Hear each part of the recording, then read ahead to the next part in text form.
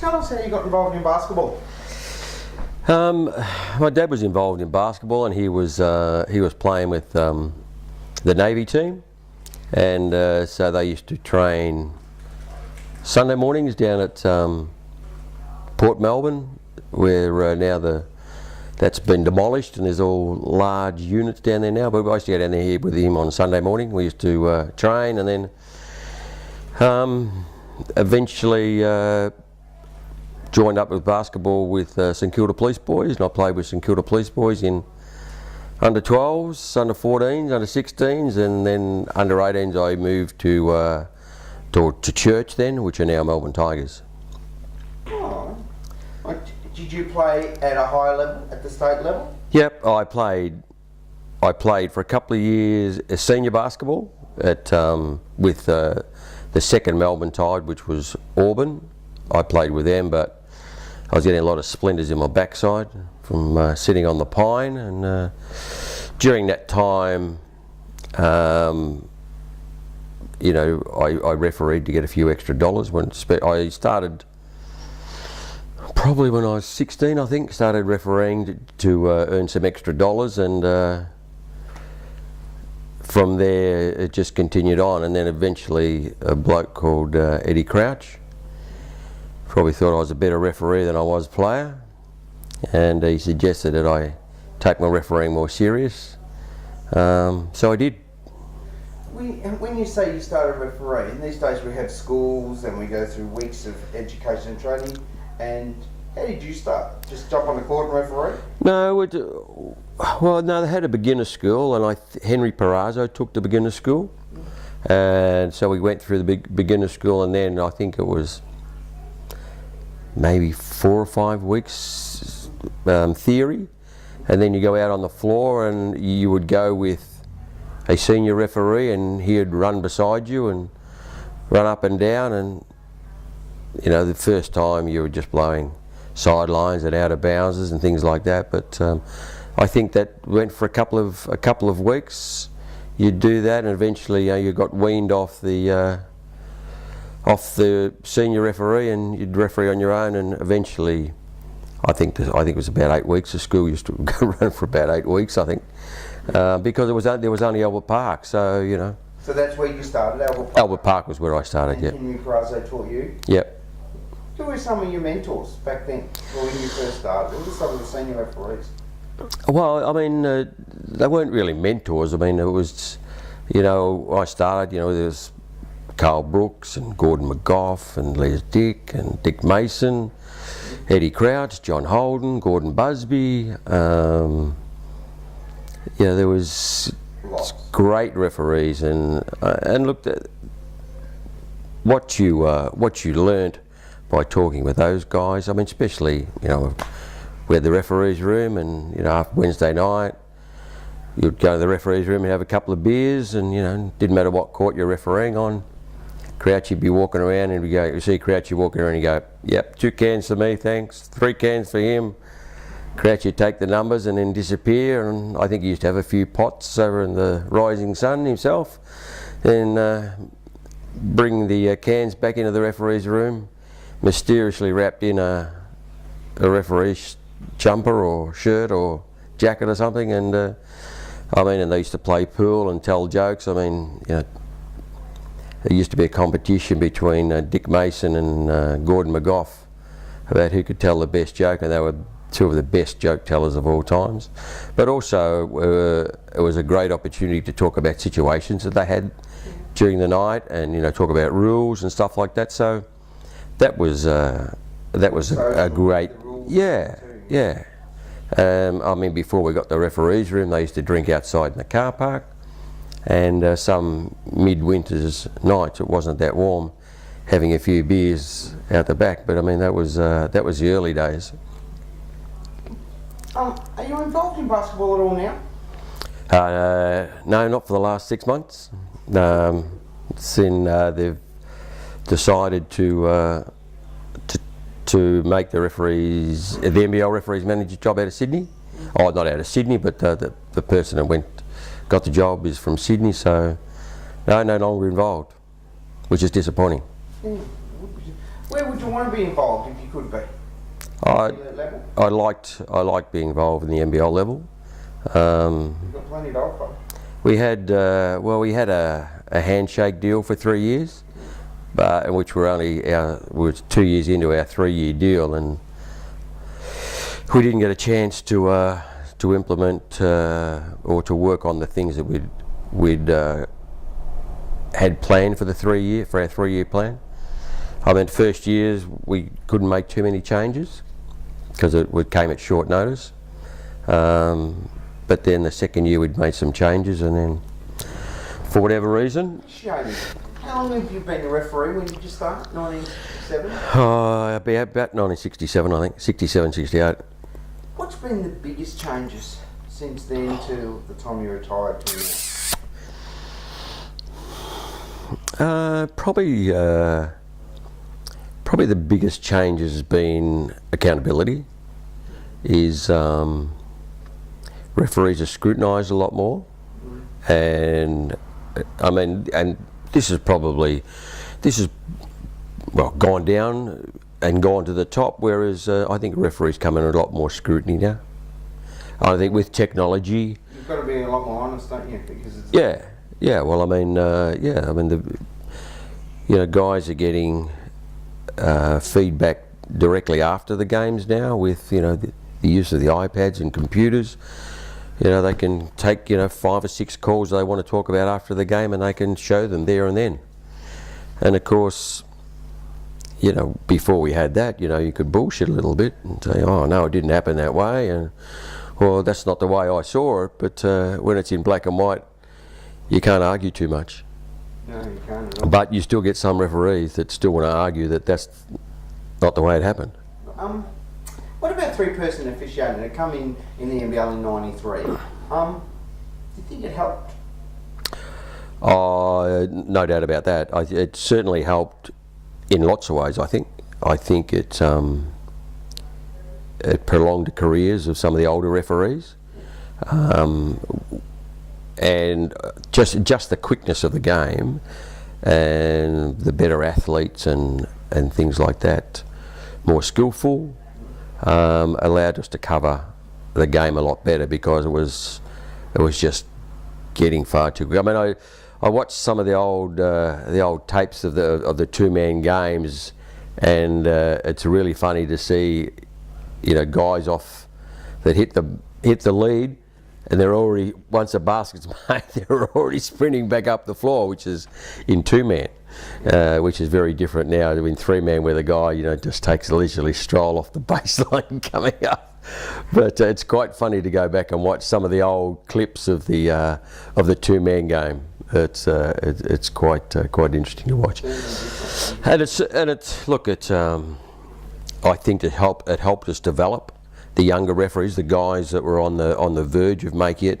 Were struggling for the change in 2-man. And I think introducing them into 3-man was a lot easier for them. I suppose it's a lot easier to blood referees when you're 2 seniors and a rookie. And look, hide them if you have to. Yeah, and when we went from 2 to 3, it was a big adjustment for a lot of referees as well. Whereas sometimes in 3-man officiating, you can go through a phase of a game where you don't have a whistle, you don't have an out of bounds, you don't have a foul call, but and some referees can't handle that, and so they blow something just to be in the game. And 9 times out of 10 is wrong. Yeah, well, and you're right, 9 times it is. But I know. I refereed a game with Alan Godden, and he went a whole quarter without blowing his whistle in an NBL game, 3-man, a whole quarter, not an out of bounds, not nothing. But never missed anything. No, that's right. Yeah. Who are some of the referees that stand out to you throughout your career that you refereed with? Certainly, I looked at a lot of the referees that when I was growing up and coming through the ranks, like Gordon Busby. I never even saw him get flustered in any game, and Ron Burgess, who was like a bull at a gate, and very strong and determined as a referee, and Then you had, you know, John Holden, who was also cool, calm, collected, immaculate. And then you had Crouchy that could, you know, sell ice to the Eskimos. Didn't matter what sort of call Ed made, he could sell it. And you know, he was a good mentor for me, and he probably helped me get my kick along in at the elite level. How did that come about? It was the men's clubs championships were in Adelaide, and I was going across with some friends, Ted and Lorraine Drew. I don't know if you remember them. We went across by train to have a look at the men's club championship. Was on, yeah, just to watch. And when we pulled into Adelaide, and we were just about to get off, and I look out, and there's Crouch. He's up there waving his hands. I thought, oh shit, great, he's come to pick us up. It's nice of him. And he goes, we get off the train, he goes, did you bring your stuff? Did you bring your stuff? And I go, what do you mean? He said, oh, they're one referee short, one hasn't turned up. And I said to Sid Taylor that you were coming over, you know, maybe you could referee. And he said, yeah, that's all right. And so I said, no, I didn't bring any stuff. And he goes, well, come on, let's go, we'll go and buy some. So went down the street, we were wearing greys then, wore a grey pair of pants, pair of Dunlop volleys, and I refereed in Crouchy's shirt. So I did 3 or 4 games, but and then the next year I got my Australian badges the next year, which I mean, who knows, it could have been another 3 or 4 years away, but because I took that opportunity, yeah, I got that kick along time, and I've had probably 2 or 3 other situations where other referees could have done exactly the same thing. You know, turned up to out to Keeler when we had an NBL practice game, 3-man, 2 referees didn't turn up. I was the only one there. Sure. Just me. It was either, you know, lack of communication or what for the roster, and so I look around in the crowd, and there's 4 that I knew of referees that sitting in the crowd, not at the NBL level, but that I knew they're in the crowd. So I got the court announcer to make, you know, if there's some referees in there that want to referee, come down. No one come down. And you know, I say to referees, take every opportunity you can when you get to it, because it's all about competition, it's all about being recognised. I mean, it doesn't matter if you do a shit job, they go, oh well, he's only a local referee, doesn't matter. But if you do a good job, or you do a reasonable job, they go, hey, he's all right. You know, maybe we could look at him, but you know, referees don't want to take that opportunity. Is there any call throughout your career or any game that you take back, or that you would prefer just to forget? I think there's probably plenty of calls I'd like to take back, but the one game that really sticks in my mind, it was funny in the end, but it was scary at the time, and it was the first game that was played at the Glass House, and it was between Australia and the NIT All-Stars. Oh. And of course the score bench wasn't operating that well, and the equipment wasn't working that well, and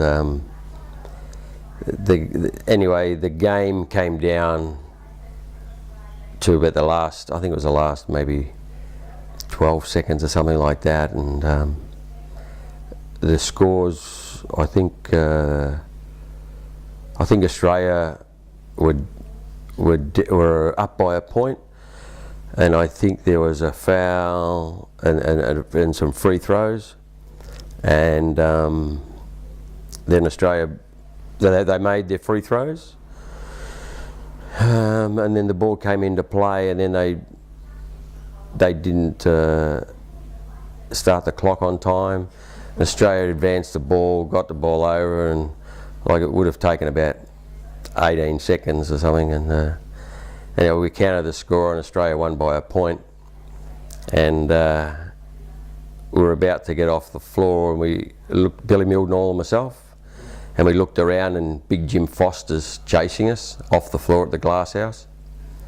So we get off the floor in the Glass House, and we ran into the change rooms, and the change rooms there, the change rooms were on like a 45-degree angle, so Billy and I are hiding in the corner, hoping that he's down the end and he's swearing and abusing us down the end of the corridor. But what we didn't realise, he's slowly advancing up until he sees us cowering in the corner, and he's standing over the top of us pointing at us.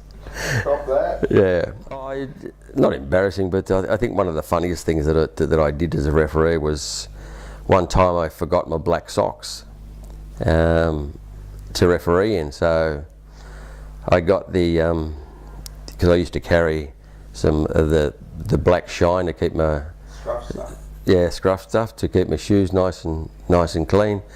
And I thought I'll just paint around my ankles to make it look as though I've got socks on. What game was that? I can't remember the game, but it was either in the club championships or it might have been early NBL days. It was the National Women's League game. Was it? Standing on. Oh, there you go. You were with me. Oh, was it? And Virgo didn't notice. No one noticed. Scruff stuff at the start of the game, and then you did the scruff stuff at half time. Yeah, because it was all starting to run down my legs.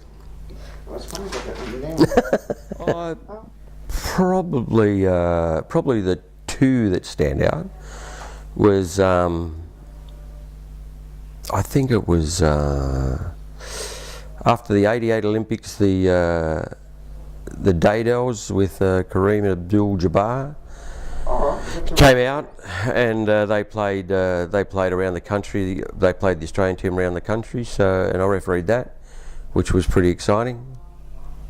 And the other was just prior to the 2000 Olympics, when Australia played the US Olympic team here in Melbourne. All right. Who'd you do that game with? I did it. I did the game with Bill Mildenhall for maybe 2 minutes, I think, until he fell over. Couldn't handle it anymore? Couldn't handle the pressure.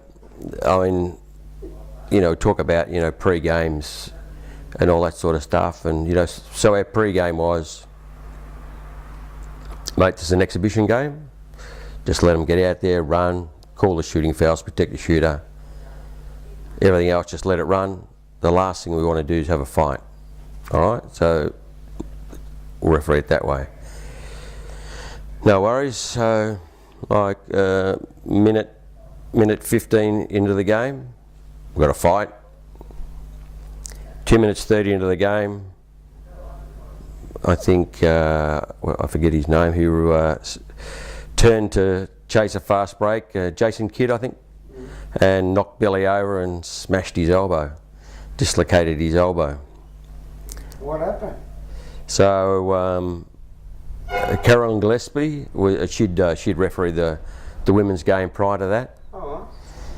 Mel Cooper was in the stand, apparently killed 3 people trying to get down the stairs to referee it, but it had 15 bourbons, so probably didn't really help. But so there they got Carolyn Gillespie, and she finished off the game and did a really good job.